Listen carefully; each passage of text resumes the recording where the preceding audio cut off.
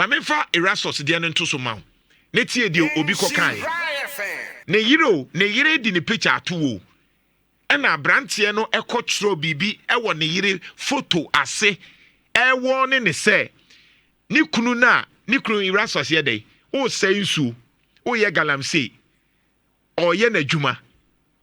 Hwe na abrantie ni bra Facebook na be.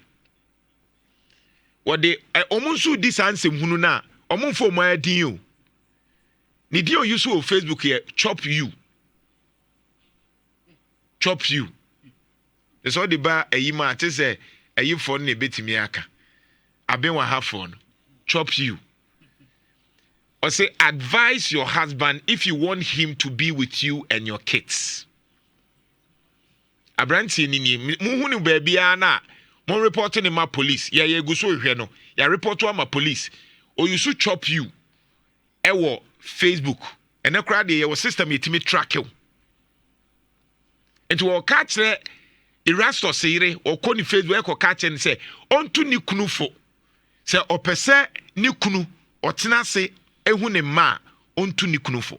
E de na Erastus ye. Galamsey hu nsem e na oyipie. Ne crime ano no. Enti wan hwe e beduru baabi no. Yenso ye badwene ye busuafo ne ye ma ho.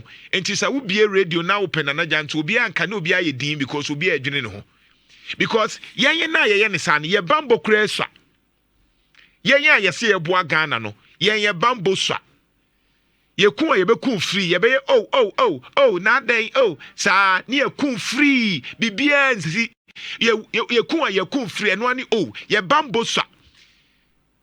Bakwa manoni anka ye mu bisa no. There's a special security arrangement for us.